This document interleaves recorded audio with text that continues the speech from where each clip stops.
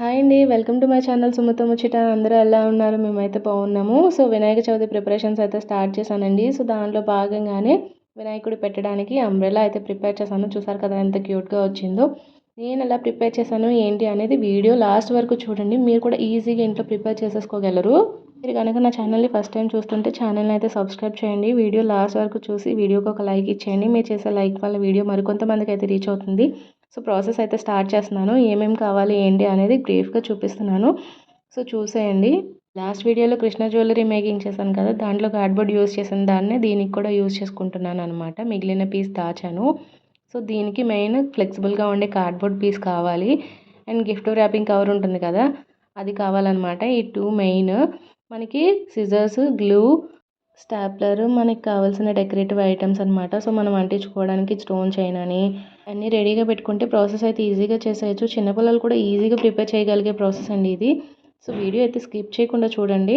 యాక్చువల్గా లెంత్ ఇంత అని నేనైతే ఏం మెజర్ చేయలేదు, ఎందుకంటే ఆ పేపర్ ఉన్న దాన్ని బట్టి నేను లెంత్ అయితే అడ్జస్ట్ చేశాను అనమాట. నేను వేరే దానికి యూజ్ చేసిన పేపర్ని మిగిలిన దాన్ని దీనికైతే యూజ్ చేసుకుంటున్నాను. సో పేపర్ లెంత్ బట్టి కార్డ్బోర్డ్ని అయితే తీసుకున్నాను. విడ్త్ అయితే 2 ఇంచెస్ అయితే సరిపోతుందండి. 2 ఇంచెస్ కన్నా తక్కువ ఉన్నా పర్వాలేదు, కానీ ఎక్కువ ఉంటే మాత్రం కొంచెం బాగోదు. ఇక్కడ నాకు నార్మల్గా లెంత్ అయితే 39 సెంటీమీటర్స్ అయితే వచ్చిందండి. ఇంచెస్లో అయితే 15 ఇంచెస్ అయితే వచ్చిందనమాట. ఇంకా దాన్ని నీట్గా మనమైతే కార్డ్బోర్డ్ని ఆ పేపర్కి అయితే స్టిక్ చేసేసుకోవాలి. గ్లూ తక్కువ పెట్టి అయితే స్టిక్ చేసుకోవాలన్నమాట. మీరు నార్మల్గా ఫ్యాబ్రిక్ గ్లూ అంటే ఫ్యాబ్రిక్ గ్లూతో అయితే స్టిక్ చేసుకోండి. గ్లూ ఎక్కువ పెడుతుంటే డాట్స్ లాంటివి ఫామ్ అయిపోయి లుక్ చూడడానికి బాగోదన్నమాట. సో దానికోసం మనం లేస్ ఎక్కడ అంటిస్తామో అక్కడ గ్లూ పెట్టుకున్నా మనకైతే ప్రాబ్లం ఉండదు. సో దీన్ని గ్లూతో అయితే స్టిక్ చేసుకోవాలి, 2 ఎండ్స్ కూడా.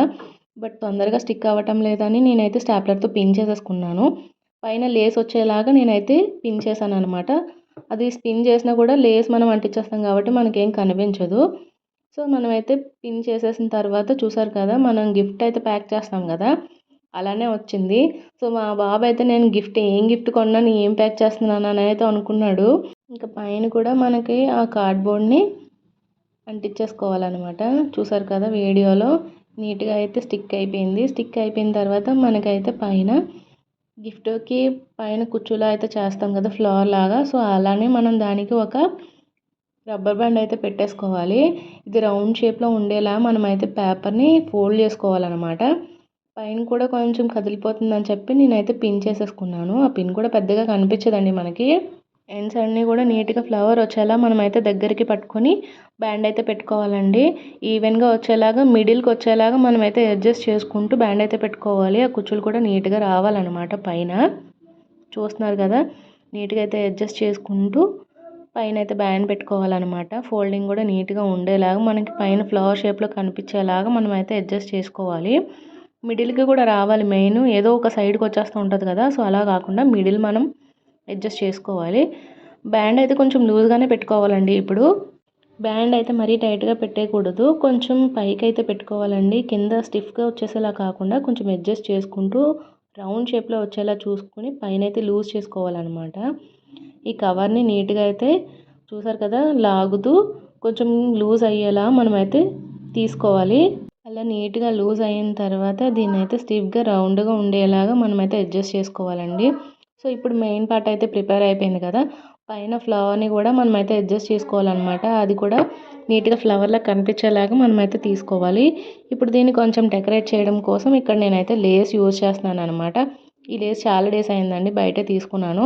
సో దానికి కొంచెం హ్యాంగింగ్స్ ఉన్నాయని చెప్పి దీనికైతే యూజ్ చేస్తున్నాను, లుక్ వైజ్ బాగుంటుందని. సో దాన్ని అయితే గ్లో పెట్టి స్టిక్ చేసేసుకున్నాను. పైన అయితే కొంచెం స్టోన్ చైన్తో డెకరేట్ చేసుకున్నాను అనమాట. స్టోన్ చైన్ అలా ట్రయాంగిల్ షేప్లో అయితే డెకరేట్ చేశాను. మీకు ఏ మోడల్లో కావాలంటే ఆ మోడల్ అయితే డెకరేట్ చేసుకోవచ్చు. మీ దగ్గర ప్యాచెస్ ఉన్న ప్యాచెస్ని కూడా యూజ్ చేసి మీరైతే నీట్గా డెకరేట్ చేసుకోవచ్చు. సో అంత డెకరేషన్ అయిపోయింది. సో మధ్యలో గ్యాప్ ఉంది కాబట్టి దాంట్లో కూడా కొన్ని కుందన్స్ని పెట్టి అయితే నేను డెకరేట్ చేశాను. ఇంకా మనకు కావాలంటే పైన కూడా డెకరేట్ చేసుకోవచ్చు, బట్ నాకు ఇక్కడ సరిపోతుందని చెప్పి నేనైతే నార్మల్గా వదిలేసానండి. ఇంకా దీనికి మిడిల్లో స్టిక్ చేయడానికి మనకైతే స్టిక్ ఉండాలి కదా, మీ దగ్గర స్టిక్ ఉంటే స్టిక్ని అయితే అడ్జస్ట్ చేసుకోవచ్చు. బట్ నా దగ్గర స్టిక్ లేదు కాబట్టి పేపర్ని అయితే రౌండ్గా నేనైతే రోల్ చేసుకొని దాన్నే స్టిక్ అయితే యూజ్ చేస్తున్నాను. సో ఈ పేపర్ని నీట్గా రోల్ చేసుకోవాలి, స్టిఫ్గా ఉండాలి మెయిన్, ఎందుకంటే అంబ్రెల్లా నిలబడడానికి మనకైతే ఇదే కదా బేస్. దీనికి కూడా కావాలంటే మనం కలర్ వేసుకోవచ్చు, లేదా గిఫ్ట్ ర్యాపింగ్ కవర్‌నే దీనికి కూడా స్టిక్ చేసేసుకోవచ్చు. బట్ నా దగ్గర ఇంక ఎక్స్ట్రా లేదు కాబట్టి నేను ఇలా వైట్‌గానే వదిలేసానండి. కావాలంటే దీనికి మనకి ప్లెయిన్ లేస్ ఉంటది కదా! లేస్‌ని కూడా యూజ్ చేసి మనం స్టిక్ చేసేసుకోవచ్చు. ఇంకా మొత్తం రోల్ చేసిన తర్వాత గ్లూతో అయితే నీట్‌గా స్టిక్ చేసేసుకోవాలి. స్టిఫ్‌గా ఉండాలి మెయిన్. ఇంకా స్టిక్ అయిపోయిన తర్వాత 2 ఎండ్స్‌ని కూడా మనమైతే సిజర్స్‌తో కట్ చేసేసుకోవాలి. ఎందుకంటే అవి స్ట్రాంగ్‌గా ఉండవు కదా! నిలబడదు. సో, స్ట్రాంగ్‌గా ఉన్న పార్ట్ అయితే తీసుకోవాలి. లెంత్ కూడా అడ్జస్ట్ చేసుకోవాలి. మనకు కావాల్సిన లెంత్ అయితే తీసుకోవాలనమాట. చూసారు కదా! 2 ఎండ్స్ కట్ చేసేసాను. కావాల్సిన లెంత్ అయితే తీసుకున్నాను నేను. ఇప్పుడు దీన్ని మెయిన్ అంబ్రెల్లా పైన పార్ట్ ఉంది కదా! సో, పైన పార్ట్‌కి దీన్నయితే మనం అటాచ్ చేసుకోవాలి. సో, ఇందాక నేను బ్యాండ్ లూజ్‌గా పెట్టుకోమని అయితే చెప్పాను కదా! సో, దీనికోసమే దీన్నయితే పైకొచ్చేలాగా మనం ఆ బ్యాండ్ లూజ్ చేసుకుంటూ మనమైతే పైకి తీసుకోవాలనమాట. అప్పుడు ఈ అంబ్రెల్లాకి బేస్ అనేది ఉంటుందనమాట. కొంచెం నిలబడడానికి ఉంటుంది. సో, చూస్తున్నారు కదా! పైకైతే తీస్తున్నాననమాట. కొంచెం పైకి ఎక్కువ ఉండేలాగైతే తీసుకుంటున్నాననమాట. పైకి కనిపిస్తుంది అది. చూసారు కదా! పైకొచ్చింది ఈ స్టిక్ అనేది. సో, దాని తర్వాత మనం ఏదో ఒకటి పెట్టి కవర్ చేసేసుకోవచ్చు. ప్రాబ్లమ్ ఏముండదు. బట్ ఇది నిలబడడం కోసం మనమైతే అది పైకి తీసుకోవాలి ఖచ్చితంగా. నెక్స్ట్ దాన్నైతే మనం ఇప్పుడు బ్యాండ్‌ని టైట్‌గా అయితే పెట్టేసుకోవాలి. అది కిందకి రాకూడదు కాబట్టి. అండ్ పైన ఎక్స్ట్రా ఉన్నాయి. సో, దాన్నైతే నేను కట్ చేసేసుకుంటున్నాను ఈవెన్‌గా. ఇంకా ఫ్లవర్ షేప్ నీట్‌గా కనిపించడం కోసం. ఇంకా పైన ఇది కదలకుండా మనకైతే స్టిక్ చేసుకోవాలనమాట. ఇప్పుడు బ్యాండ్ అయితే టైట్‌గా పెట్టుకోవాలి. చూస్తున్నారు కదా! టైట్ అయితే చేస్తున్నాను నేను. అది షేప్ అవుట్ అవ్వకుండా మనమైతే చూసుకుంటూ అడ్జస్ట్ చేసుకోవాలనమాట. ఇంకా బాగా టైట్‌గా కావాలంటే మీరు బ్యాండ్ కాకపోయినా ఇక్కడ థ్రెడ్ అయినా యూజ్ చేసి నీట్‌గా అయితే మనం కట్టుకోవచ్చు. లేదంటే గ్లూతో అన్నా స్టిక్ చేసుకోవచ్చు. కదలకుండా నేనైతే బ్యాక్‌కి ఫ్లిప్ చేసి ఒక కార్డ్‌బోర్డ్‌ని రౌండ్ షేప్‌లో కట్ చేసి దీనికైతే స్టిక్ చేస్తాననమాట. చూస్తున్నారు కదా! ఇప్పుడైతే నీట్‌గా కట్ చేసుకుంటున్నాను. మరీ పెద్ద పీస్ అయితే తీసుకోకూడదండి. చిన్న పీస్‌నే నీట్‌గా రౌండ్‌గా అయితే కట్ చేసుకొని తీసుకోవాలి. ఇలా పీస్‌ని మనం కట్ చేసి స్టిక్ చేయడం వల్ల కొంచెం స్ట్రాంగ్‌గా ఉంటుంది. అండ్ తొందరగా ఊడిపోకుండా ఉంటుందనమాట. సో, 2 సైడ్స్ కూడా మనమైతే ఇలా రౌండ్ షేప్ కట్ చేసి స్టిక్ చేసుకోవాలి. మెయిన్ ఇదే కార్డ్‌బోర్డ్‌ని. స్టిఫ్‌గా ఉన్న కార్డ్‌బోర్డ్‌ని కూడా యూజ్ చేసుకోవచ్చు. దీనికైతే ఏం ప్రాబ్లమ్ ఉండదు. సో, దానికే నేను మిడిల్‌లో అయితే ఒక హోల్ అయితే పెడుతున్నాను. ఎందుకంటే స్టిక్ లోపలికైతే మనం ఇదైతే పెట్టాలనమాట. స్టిక్ మిడిల్‌లోకి ఇది వచ్చేలాగా వీడియోలో చూపిస్తున్నట్టుగా నీట్‌గా రౌండ్ అయితే కట్ చేసుకోండి. కట్ చేసుకొని దీన్నైతే చూపిస్తున్నట్టుగానే అడ్జస్ట్ చేసుకోండి.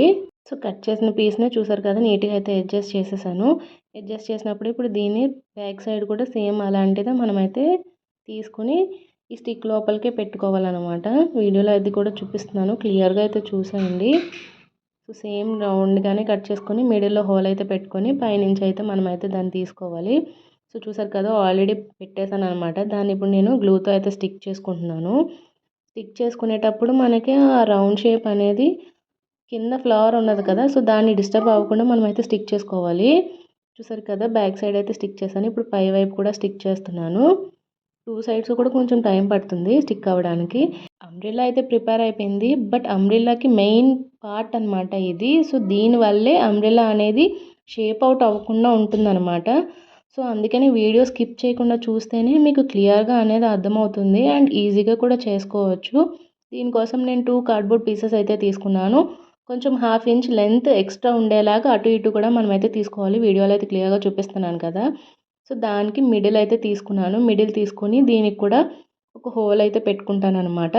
హోల్ పెట్టుకుంటే ఆ స్టిక్ లోపల నుంచి దీన్నైతే మనమైతే స్టిక్ మిడిల్‌లో నుంచి అంబ్రెల్లా లోపలికొచ్చేలాగా దీన్నైతే మనం తీసుకోవాలండి. కార్డ్‌బోర్డ్ పీస్‌ని వీడియోలో అయితే క్లియర్‌గా చూపిస్తున్నాను కదా!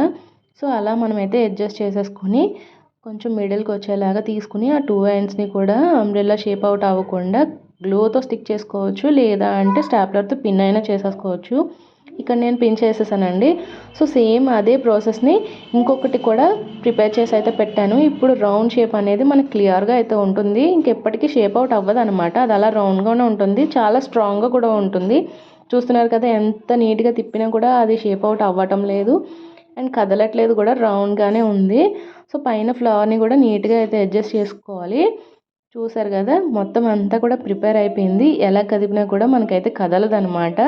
అలా స్ట్రాంగ్‌గా ఉంటుంది. బట్ దీన్ని క్లోజ్ చేయడానికి ఉండదు కాబట్టి దీన్ని ఇలానే దాచుకోవాలి. దీనికి ఒక కవర్ ర్యాప్ చేసేసి మనం నీట్‌గా అయితే పక్కన దాచుకుంటే ఎన్ని ఇయర్స్ ఉన్నా కూడా అలానే ఉంటుందండి. పాడవదనమాట. సో ఇదండి వీడియో నచ్చితే కనుక లైక్ చేయడం మర్చిపోకండి. వీడియోని అయితే షేర్ చేయండి. Thank you for watching.